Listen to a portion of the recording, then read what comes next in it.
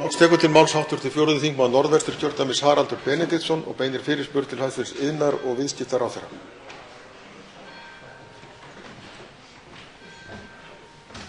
Herra forseti, ég óska eftir að beina fyrirspurn til hæstv. Iðnaðarráðherra málefni raforkumála. Þannig háttar til að það opnast fyrir okkur ný tækifæri í raforkuframleiðslu á Vestfjörðum. Orkukostur þar sem óumdeildur og hefur verið undirbúinn af mikilli vandvirkni langan tíma og nú að skapast þær aðstæður að við þurfum að koma því máli áfram til þess að geta undirbúið næstu skref og farið að hefja þar framkvæmdir. Tilefni þess að ég kem hér upp ekki síst vegna fyrirspurna frá oddvita Árneshrepps sem hefur fengið þær upplýsingar að eins og hún metur þær að það standi eitthvað á regluverki það að sé hægt að koma áfram því málefni sem að mestu skiptir nú að fá skýra mynd á sem bygging á nýju tengipunkti Landsnets í Ísafjarðardjúpi til þess að sækja þá orku. Sá tengipunktur í ákveðin forsenda fyrir þessu verkefni og lengi hefur verið hann rætt og lengi í undirbúningi.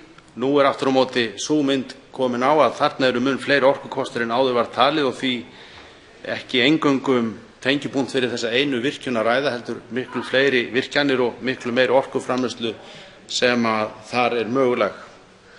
Þetta kannski alveg ný mynd og óvænt staða sem þessi landshluti sem í svo langan tíma hefur þurft að búa við samdrátt og varnarbaráttu að komast í. Því held ég að sé mjög mikilvægt og það einlægur áhugi allra þingmanna kjördæmisins að fylgja því fast og eftir að við fáum núna skýra mynd á það hvar það mál stendur og því óska ég eftir að hæstv. Iðnaðarráðherra komi hér og geti þá svara því hvar stendur verkið, hvar regluverkið að þvælast fyrir, hvað hyggst ráðherra að gera til þess að greiða úr því. Til máls tekur hæstv. Iðnaðar- og viðskiptaráðherra Ragnheiður Elín Árnadóttir. Virðulegur forseti, ég vil þakka hv. þingmanni þessa fyrirspurn og þakka enn fremur þá elju sem að þingmaðurinn ásamt öðrum þingmönnum í þessu kjördæmi hefur sýnt þessu máli sem að ég algjörlega sammála þingmanninum að sé hið mesta þjóðþrifamál.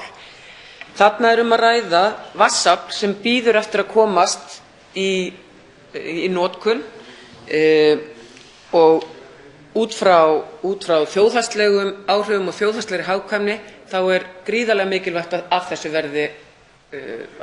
þetta verði að veruleika, vildi ég sagt hafa. Varðandi hvar málið statt, þá það þannig að það þarf ekki lagabreytingar til. Ég ítreka komið þessu á framfæri, það ekkert í regluverkinu sem hamlar, en málið til efnislegrar meðferðar hjá Orkustofnun og hjá Landsneti. Við hins vegar í ráðuneytinu höfum fylgt þessu fast eftir og höfum verið í góðu samstarfi bæði við Orkustofnun og Landsnet. Landsnet að leggja lokahönd á svokallaðan netmála sem greiðir fyrir þessu regluverki öllu saman og hafa óskað eftir því við ráðuneytið að reglugerð verði sett til þess að styrkja grundvöll þessa netmála. Og það stendur ekki á okkur og við með þá reglugerð í lokadrögum. Ég vonast til að geta sett hana strax eftir helgi og þá ekkert í regluverkinu sem kemur í veg fyrir þetta.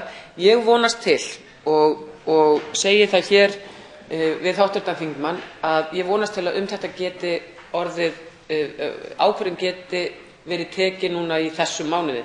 Nú 1. dagur septembermánaðar. Og ég vonast til þess að við getum komið þessu máli í þann farveg að þessar 4 virkjanir sem þarna ræðir, þetta ekki bara ein virkjun eins og áður var talið, að 4 virkjanir geti tengst inn á þennan tengipunkt sem gerir þetta þjóðhagslega hagkvæmt og þannig að ekki verði gerð athugasemd til að mynda frá Eftirlitsstofnun EFTA. Hv. 4. þingmaður Norðvesturkjördæmis Haraldur Benediktsson tekur til máls. Herra forseti, ég þakka mjög skýrt svar hæstv. Iðnaðarráðherra og vil ítreka að sú mynd sem þarna blasir núna við okkur, ekki bara ein virkjun, þetta fleiri virkjanir, Austurgilsvirkjun, fleiri virkjanir sem geta framleitt umtalsvert magn af rafmagni, sem ekki síst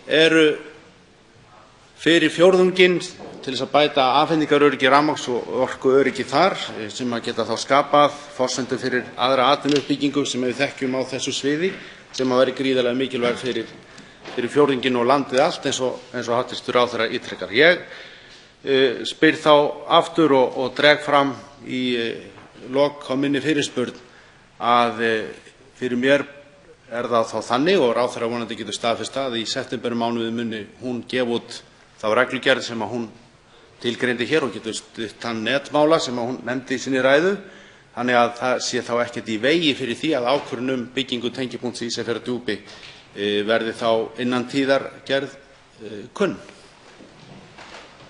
Hæstv. Iðnaðarráðherra Ragnheiður Elín Árnadóttir tekur til máls. Virðulegur forseti, reglugerðin kemur sannarlega í septembermánuði og ég vonast til að hún verði sett og verði klár strax í næstu viku, þannig að þá verði ekkert sem að kallar á aðkomu Alþingis eða ráðuneytisins varðandi frekari reglusetningu til þess að hamla að sú ákvörðun að tengja eða að ákveða tengipunktin að hún verði tekin vonandi í þessum mánuði og það er það sem við erum að vinna að og ég veit að allir hagsmunaaðilar bæði í orkugeiranum og ekki síst heimamenn. Ég sá fyrirspurnina sem að hv. þingmaður vísaði til frá oddvita í Ásarhreppi og Árneshreppi, ég er komin í mitt kjördæmi, virðulegur forseti, ég biðst forláts, og skil áhyggjur, ég skil óþreyjuna og það er alveg rétt sem hv. þingmaður sagði hér að þegar þetta verður orðið að veruleika, nú skulum við bara tala með ákveðnum hætti, þá munu skapast gríðarleg tækifæri í ferðaþjónustu og annarri uppbyggingu á svæði sem hefur kallað eftir slíkri uppbyggingu langt árabil.